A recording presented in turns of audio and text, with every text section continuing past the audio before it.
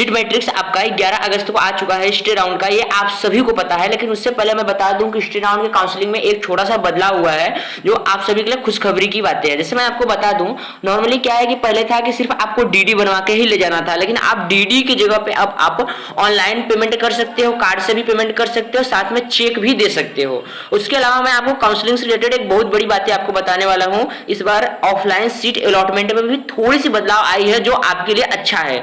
कम number आपका है, डरने जैसी बात नहीं है, बस आप वीडियो को अच्छे से देखना। क्या आपको अपना मनपसंद कॉलेज नहीं चाहिए भाई? 5 मिनट का टाइम निकाल करके बस एक बार वीडियो को फुल वॉच कर लो। मैं आपको बता दूं, स्टे राउंड काउंसलिंग से रिलेटेड आपको कोई सा भी डाउट नहीं बचने वाला है इस वीडियो देखने के बाद। तो चलिए बिना किसी देरी किए हम वीडियो को स्टार्ट करते हैं। नमस्कार दोस्तों, मैं हूं प्रशांत और आप देख रहे हैं साइंस फैक्ट्री यूट्यूब चैनल।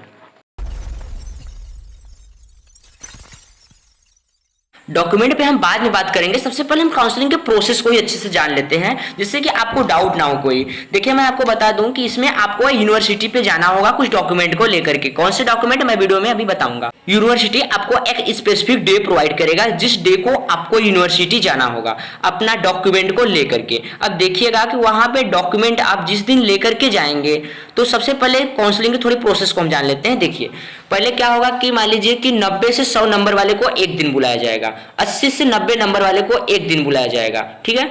तो जैसे मान लीजिए कि 100 से 90 नंबर वाले को एक दिन बुलाया गया, तो जो कॉलेज उस स्टूडेंट को अलॉट किया गया, उसके बाद सीट मैट्रिक्स में से जो कॉलेज भर जाएंगे, जो सीटें भर जाएंगी, उसको हटा दिया जाएगा। मेरा मतलब है कि यहाँ हर रोज शाम को रात में सीट मैट्रिक्स को अपडेट किया जाएगा। ये यूनिवर्सिटी के द्वारा आपके वेबसाइट पे किया जाता है। तो मान लीजिए कि आप जिस भी नंबर के बीच में हो, ठीक है, मान लीजिए 50 से 60 के बीच में है, 60 से 70 के बीच में है, तो ठीक है, आपको जिस डे भी बुलाया जाएगा उसमें क्या होगा कि सीट मैट्रिक्स में जितने भी आपको सीट कॉलेज दिख रहे हैं वो समझ लीजिए कि खाली हैं। अगर खाली हैं तो आपको अलॉट हो जाएंगे। तो सिंपल सी बात क्या है कि पहले सीट मैट्रिक्स आपको दिखाए जाते थे बड़े से बोर्ड पे, सीट मैट्रिक्स तो अभी भी दिखाया जाएगा, लेकिन बात यह है कि आपसे पूछा जाएगा कि आपको कौन सा कॉलेज चाहिए, ठीक है। तो आप जनरली मतलब वहां पे एंट्री से पहले कुछ कॉलेज का नाम जो कि आपको अच्छा लगता है आईएनसी के अकॉर्डिंग, अपने चॉइस के अकॉर्डिंग कुछ कॉलेज का नाम अपने हाथ पे लिख लेना, ठीक है।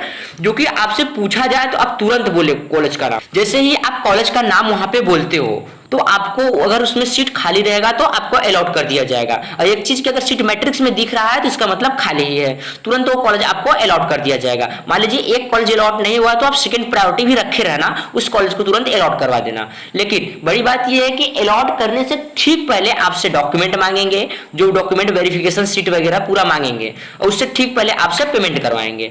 आप ध्यान दीजिएगा पेमेंट करते समय अगर आपको कॉलेज पसंद है तभी पेमेंट कीजिएगा, क्योंकि एक बार अगर आप पेमेंट कर दिए, आपको कॉलेज अलॉट हो गया, तो ये स्टे राउंड है, इसमें आपको तुरंत कॉलेज पे जाके एडमिशन लेना होगा। अगर आप एडमिशन नहीं भी लेंगे तो आपका 40,000 रुपए डूब जाएंगे। तो आपको कॉलेज पसंद है तभी आप वहां पे एडमिशन कराइए। मान लीजिए कि आपका कोई पसंदीदा कॉलेज है तो आप मतलब स्टे राउंड से पहले ही जाकर के उसको विजिट भी कर लो, ठीक है। ये आपके लिए है कि एक बार आपको कॉलेज अलॉट हो गए, 40,000 रुपए आप पेमेंट कर दिए, तो फिर दोबारा आपको 40,000 रुपए रिटर्न नहीं मिलने वाले हैं। तो इसलिए आप सोच समझ के पेमेंट कीजिएगा। कॉलेज को अच्छे से पहले से आईएनसी चेक करके नाम अपने हैंड पे लिख के ले जाना है, ठीक है।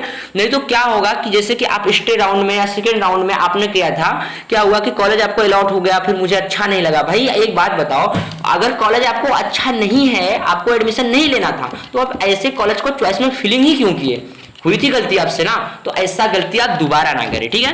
क्योंकि ये लास्ट राउंड है, आपके फ्यूचर का सवाल है। तो आप अच्छे से ध्यान से पहले कॉलेज का नाम अपने हैंड पे लिख के ले जाना है। आपको पता है कि हो सकता है कि वहां पे कोई पेपर ना लेके जाने दे, अब पेपर देख के आप शायद बोल भी नहीं सकते हो, तो आप अपने हैंड पे लिख लेना, बाद में मिटा देना, ठीक है। अगर वेबसाइट पर अपना फोन में लॉगिन करने नहीं आता है, ठीक है, तो आप सबसे पहले लॉगिन करना सीख लीजिए, क्योंकि वहां पे आपको अलॉटमेंट तुरंत चेक करना होगा, फीस पेमेंट तुरंत चेक करना होगा। तो तुरंत अपने फोन में आप पहले से लॉगिन करके रखना, या तो फिर लॉगिन करना सीख लो कि जस्ट आप वहां पे फोन में लॉगिन कर पाओ।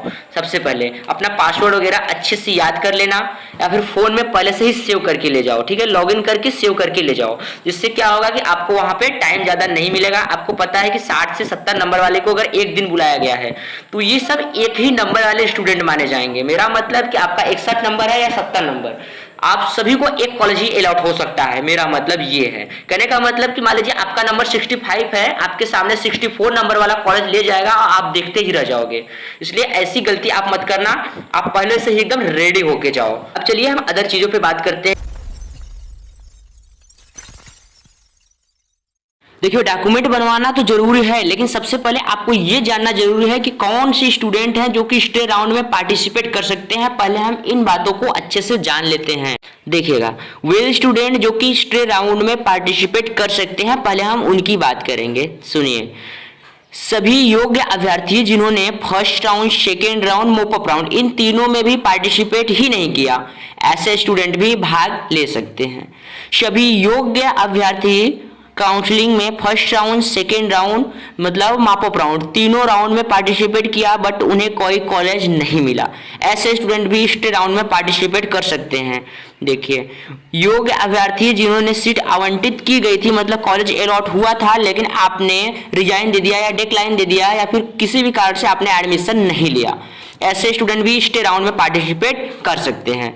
देखिएगा, ऐसे स्टूडेंट जिनको कॉलेज अलॉट तो हुआ था लेकिन वे मतलब उसको रिजाइन कर दिए, ऐसे स्टूडेंट भी हमारे स्टे राउंड में पार्टिसिपेट कर सकते हैं।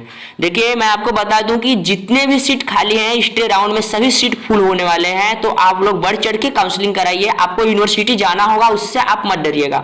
बहुत से स्टूडेंट हैं यूनिवर्सिटी ही नहीं जाते हैं, तो ऐसे ही आपका कट ऑफ थोड़ा सा कम हो जाएगा। लगभग 70% लड़कियां तो ऐसे ही नहीं जाती और उसमें 50% लड़के भी कम से कम ऐसे हैं जो कि स्टे राउंड में नहीं जाते, क्योंकि यहाँ पे डीडी बनवाना पड़ता है, छोटी मोटी और डॉक्यूमेंट वगैरह क्लियर रखना पड़ता है, तो कुछ लोग तो ऐसे ही नहीं जाते हैं। आगे हम बात करते हैं कि कौन से स्टूडेंट है जो स्टे राउंड में पार्टिसिपेट नहीं कर सकते। देखिए, सिंपल सी बात है, कोई स्टूडेंट ऐसे हैं जो कि मतलब एडमिशन ले लिए हैं और कॉलेज को रिजाइन नहीं किए हैं, ऐसे स्टूडेंट पार्टिसिपेट नहीं कर सकते। सिंपल सी बात है।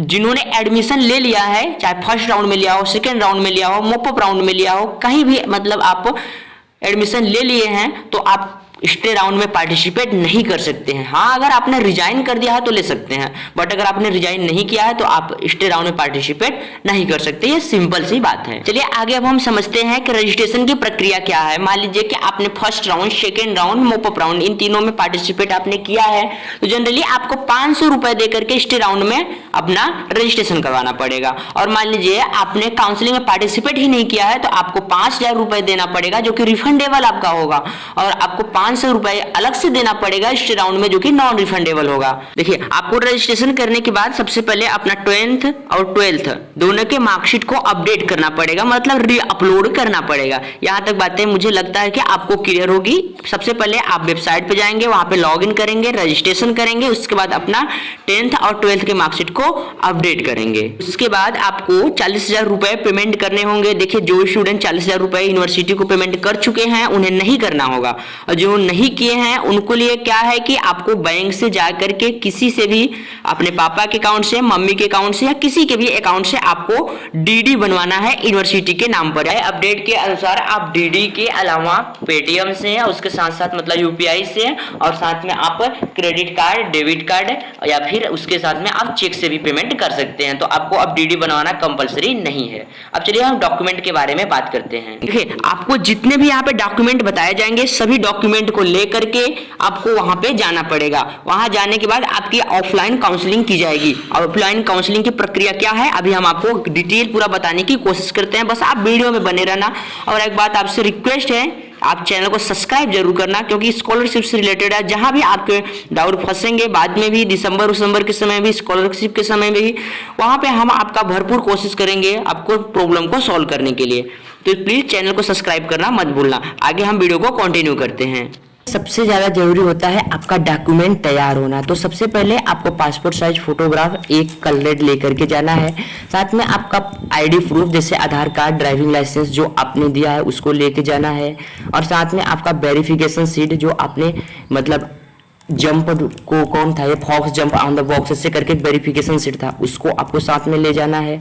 और साथ में आपका 12th और 11 12th और मतलब हाई स्कूल और इंटर का आपको मार्कशीट साथ में लेकर के जाना है। माइग्रेशन सर्टिफिकेट मतलब टीसी अगर आपके पास है तो लेके जाना है, नहीं हो तो कोई बात नहीं, लेकिन साथ में आपको फिटनेस सर्टिफिकेट बनवा के रखना है अपने पास। और आपका SC ST जो भी मतलब आप हैं उसका मतलब अपना आय जाति निवास प्रमाण पत्र, खास करके आपको जाति प्रमाण पत्र सबसे ज़्यादा जरूरी होता है। और साथ में DD आपको इतना लेके जाना आपको अनिवार्य है। इतना आप लेके जाएंगे तो आपको कॉलेज जैसे ही वहां पे पसंद आया, आपने ऑफलाइन तुरंत वहां से कॉलेज अलॉट करवाया, उसके बाद आप आएंगे कॉलेज पे आकर के तुरंत एडमिशन ले लेंगे।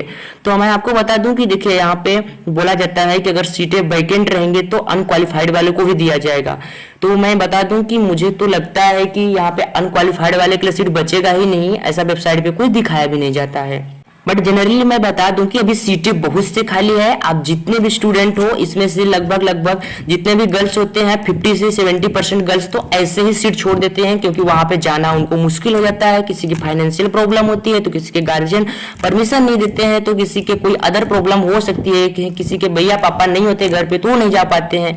तो ऐसे कंडीशन में बहुत से स्टूडेंट तो ऐसे ही स्टे राउंड में पार्टिसिपेट नहीं करते।